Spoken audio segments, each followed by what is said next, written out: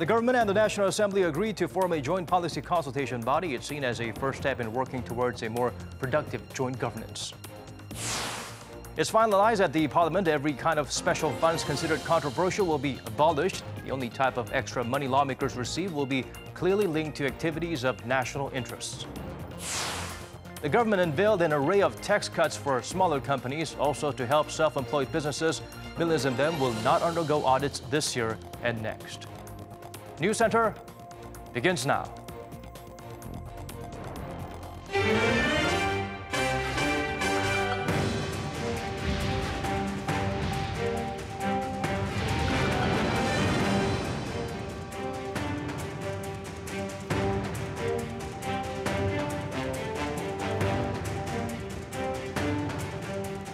It's 8 p.m. here in Korea, live from our studio in Seoul. This is Arirang News Center. Welcome to our program. I'm Daniel Che. During a luncheon today, President Moon Jae-in and floor leaders of 5 political parties have come to an agreement on a number of pressing agendas. Standing head and shoulders over other issues is the ratification of the joint agreement reached during the historic summit in April. Shin Se-min starts us off with some of the breakthroughs from that session. President Moon Jae-in is putting speed on his so-called joint governance with rival political parties, calling for their full support regarding a number of pending issues. With the extraordinary session starting this Thursday at the National Assembly, the president called on the floor leaders of all 5 political parties for their support in making progress on issues like inter-Korean relations. For one thing, ratifying the agreement from President Moon's first summit with North Korean leader Kim Jong-un back in April. And he suggested that the lawmakers join him next month to their 3rd summit. 지난번 4.17 판문점선언에 대해서 국회에서 비준 동의를 해주신다면 평양에서 정상회담을 가질 때 훨씬 더 힘이 되지 않을까 그렇게 생각합니다. 우리 이제 정부의 기본 입장은 그때 국회에서도 함께 방북을 해서 남북 간의 국회회담의 좀 단초도 마련했으면 하는 욕심입니다. The Panmunjom Declaration the president once ratified had both sides agree to work toward lasting peace and economic cooperation. Another promise made in today's meeting, in line with the president's call for joint governance, the rival parties agreed to form a policy consultation body that would meet every quarter, the first time this November, to improve communications between Parliament and the government. Also agreed by the president and the lawmakers was to work on passing pending bills directly related to the people's livelihoods and the country's economic circumstances before the August parliamentary session comes to a close. Shin Se-min, Arirang News. Staying with that meeting, it seemed like visible progress was made in terms of enhancing cooperation between government and parliament. However, more discussions may be needed in the diplomatic stage. Kim Mo-kyun provides a closer look. In a rare occasion, the floor leaders of Korea's 5 major political parties were all positive about President Moon Jae-in's proposal Thursday to form a joint policy consultation body with the government in the hope of improving communications between Parliament and the government. During the luncheon with President Moon, the floor leader of the ruling Democratic Party, Hong Young-pyo, spoke of a more open negotiating process leading to fruitful outcomes. Liberty Korea floor leader Kim Sung-tae also said that he completely agrees with the president's proposal of a consultation body, promising the main opposition parties active participation.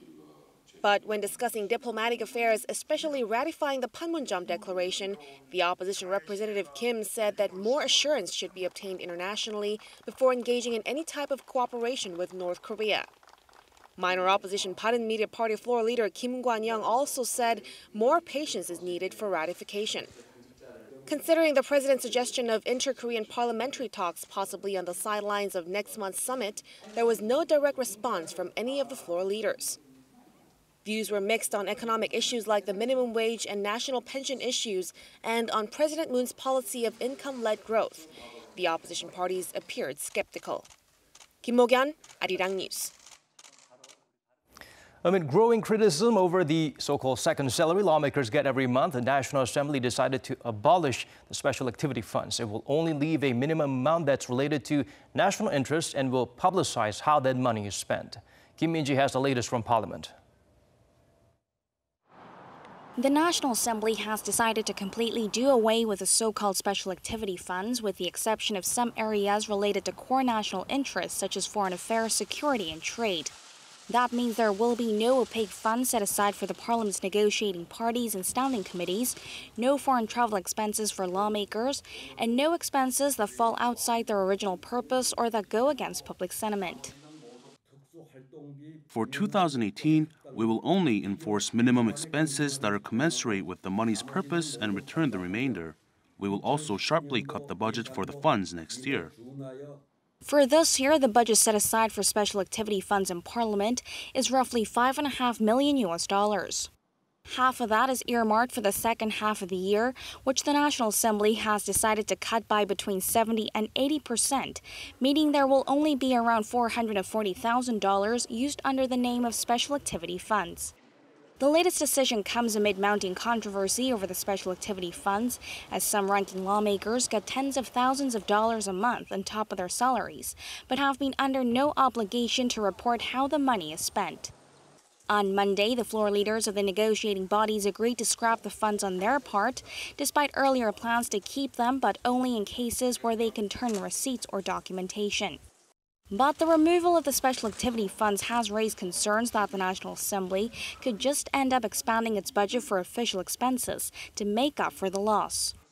The Parliament said that it's willing to accept any requests to disclose how the special funds have been spent after they've taken some time until the end of this year to prepare.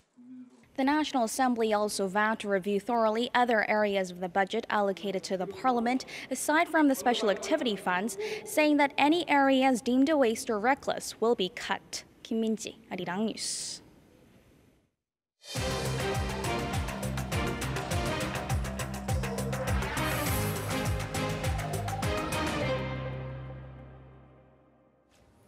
Since raising the minimum wage this year, the Moon administration has vowed to provide needed support to small business owners hit hard by the change. Today, the National Tech Service announced a series of measures to reduce their burden.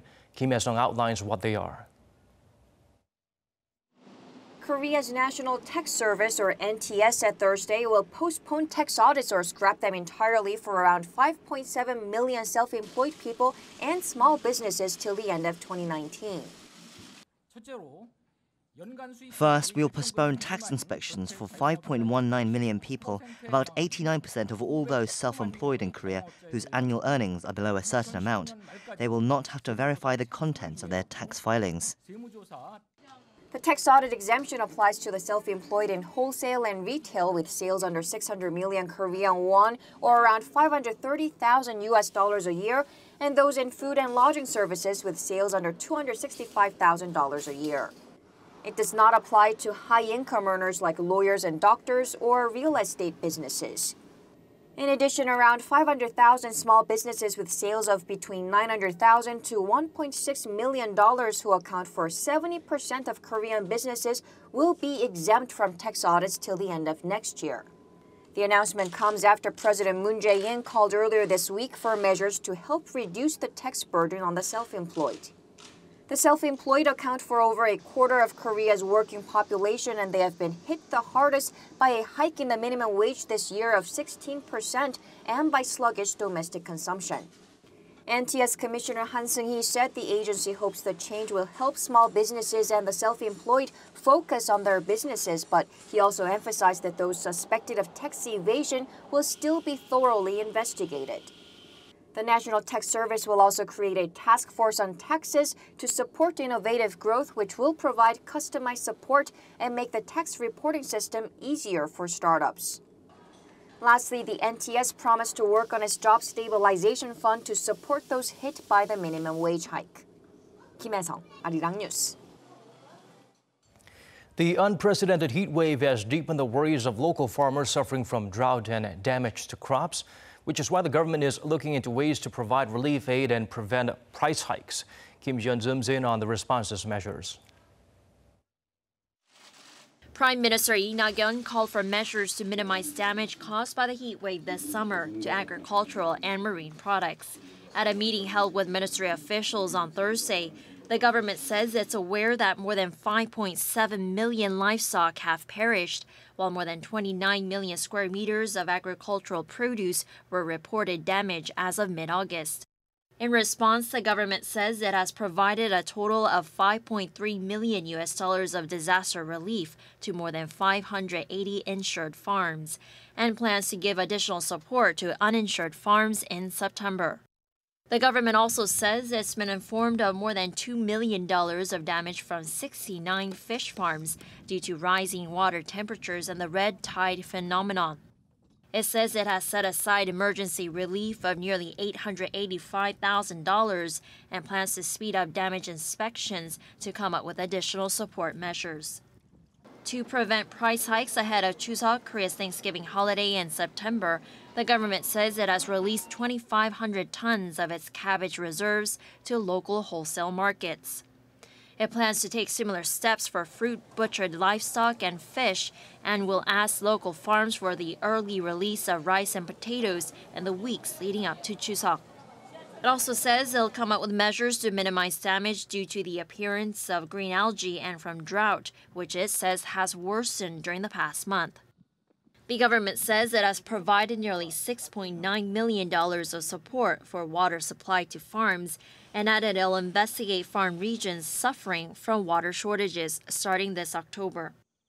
It has also dispatched a team of officials and experts to regions with green algae to determine the safety of tap water and has discharged waters from dams to alleviate the damage. Kim Ji-yeon, Arirang News. Sluggish investment, high unemployment, and weak exports, key factors that continue to plague the local economy in recent years. And now these problems are even playing a part in pulling down Korea's global GDP ranking as well. Go Ryuni breaks down the digits for us.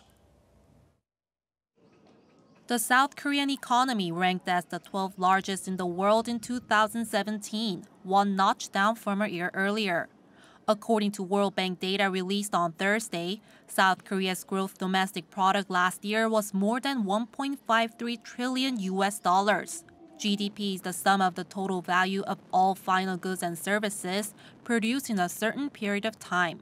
South Korea's GDP ranking has fluctuated over the years.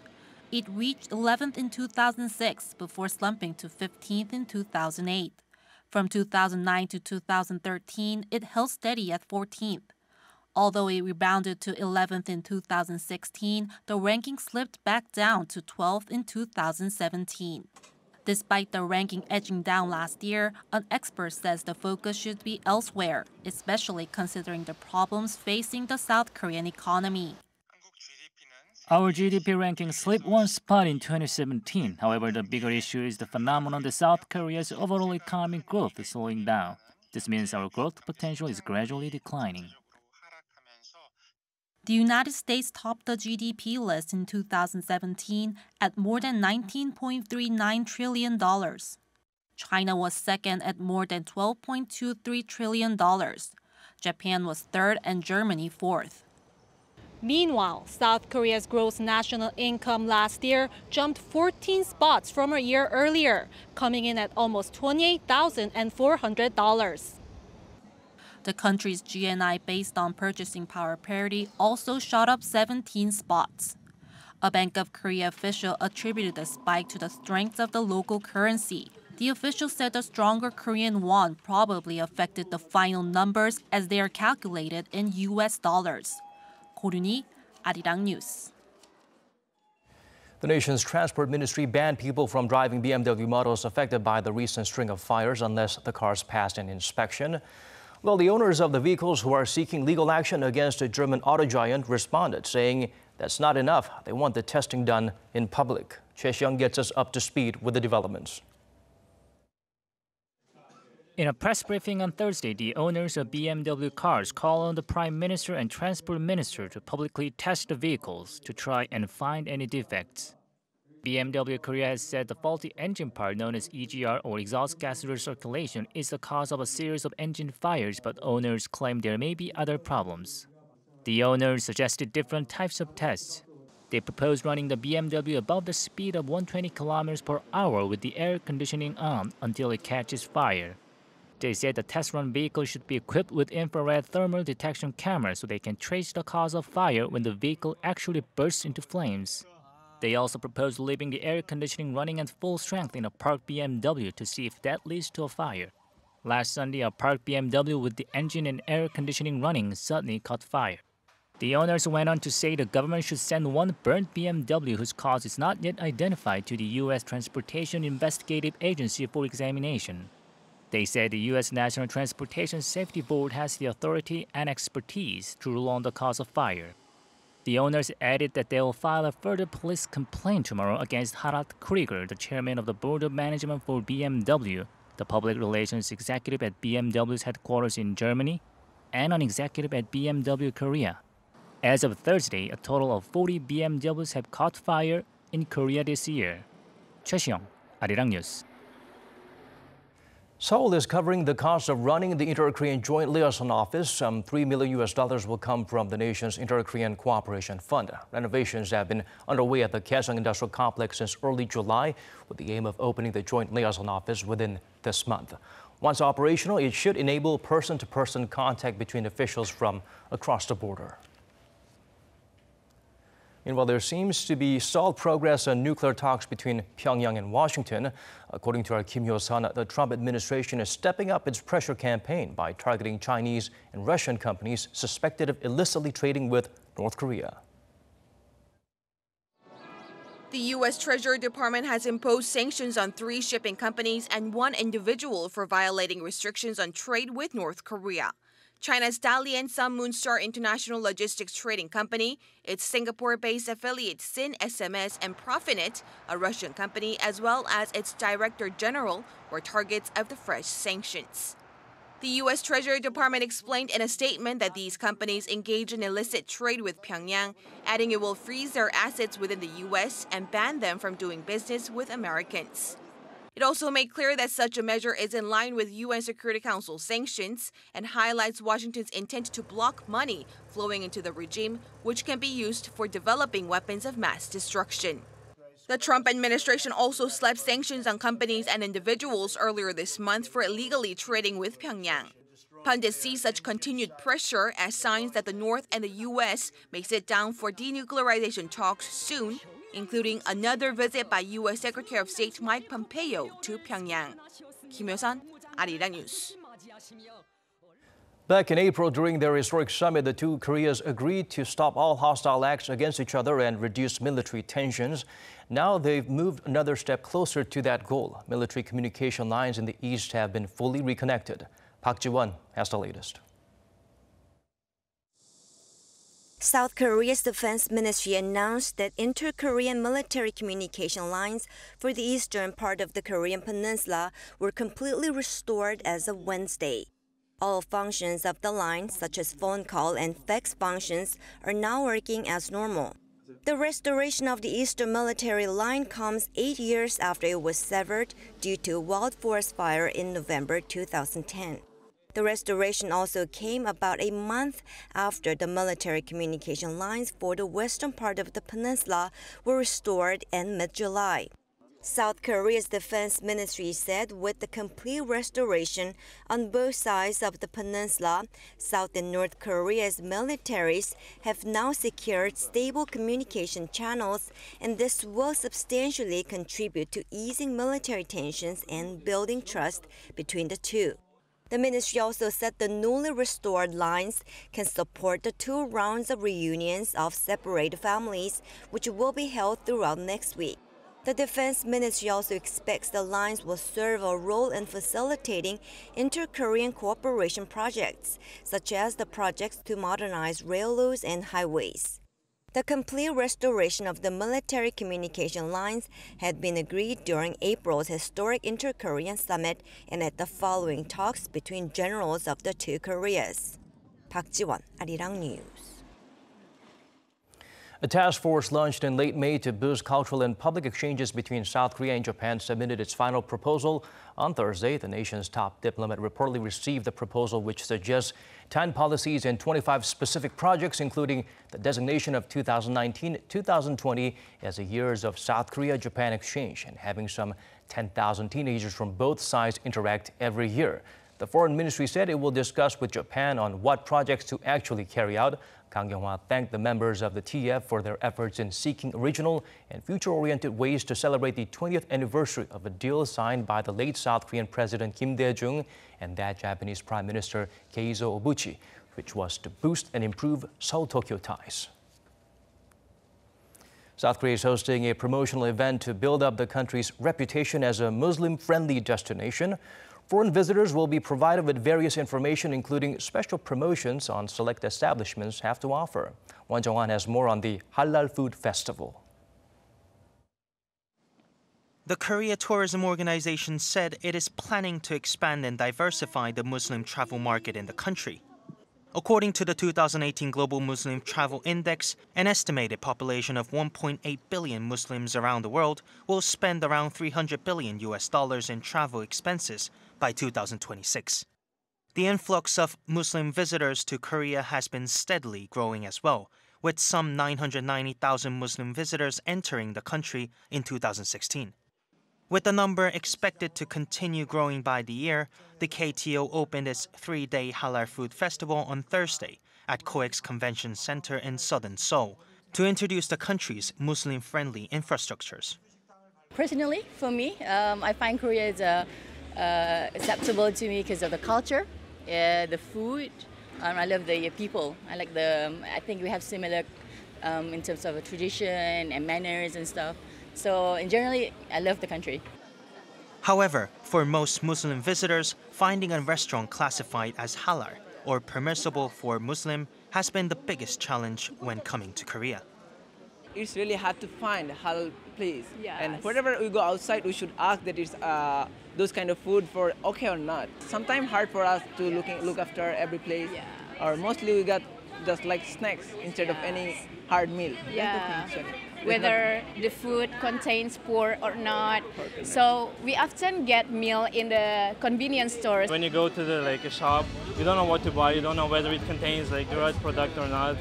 So it's kind of challenging all the time. For me, I think language is a very big obstacle here because when we go to the convenience store in the midnight, so we need to buy a kimbap, and if you don't know the Korean language, if you're a tourist, you cannot know there's a park. Underscoring the importance of diversifying Korea's tourism industry to accommodate and promote the country's Muslim-friendly infrastructure, the third edition of the annual Halal Restaurant Week also opened on Thursday.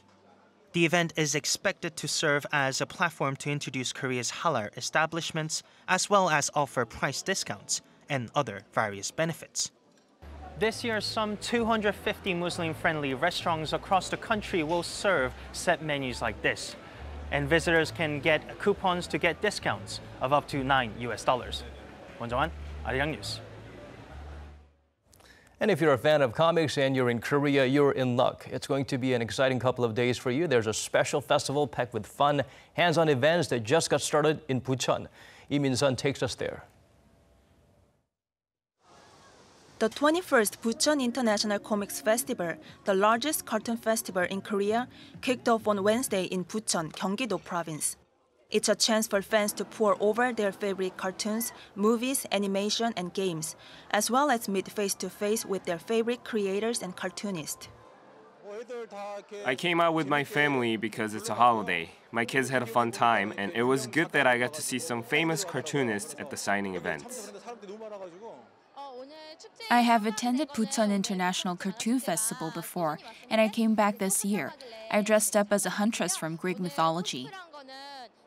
As webtoons are increasingly expanding their scope with lucrative tie-ins with movies, dramas, and stage performances, the theme for this year's festival is comics and beyond. The festival not only highlights the enjoyment so many people get out of comics, but also their convergence with various other forms of entertainment. Blockbuster action fantasy film Along with the Gods, The Last 49 Days, which recently set a new ticket sales record in South Korea, is also based on a popular webtoon. It's a well-made cartoon, and the world it created is very sophisticated and has very strong storytelling. These served as its strong points when it was transformed into a movie.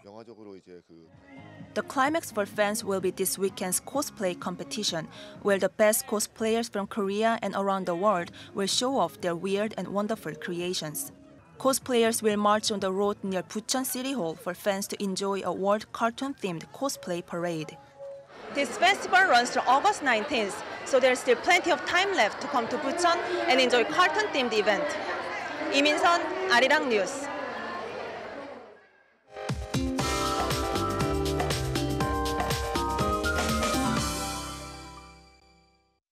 Time to turn to Michelle back at the Weather Center for the updates you need.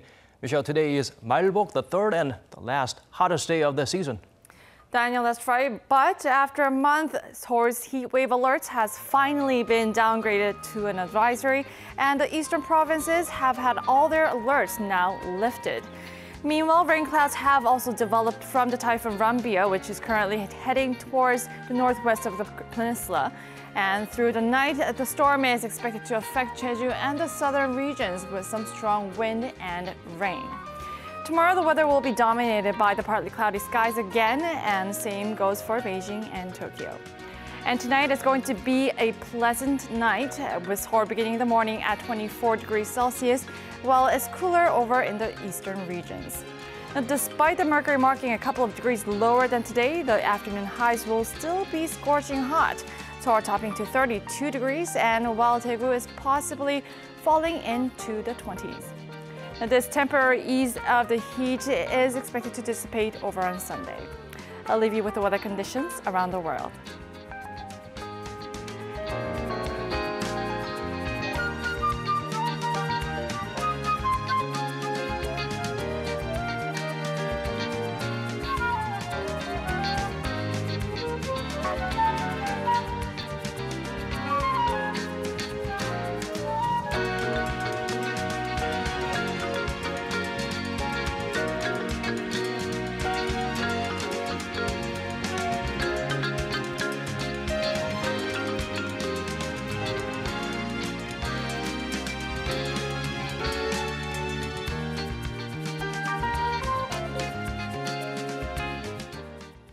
That's all we could pack into tonight's edition of Arirang News Center, wherever you may be tuning in from. Thanks for staying with us.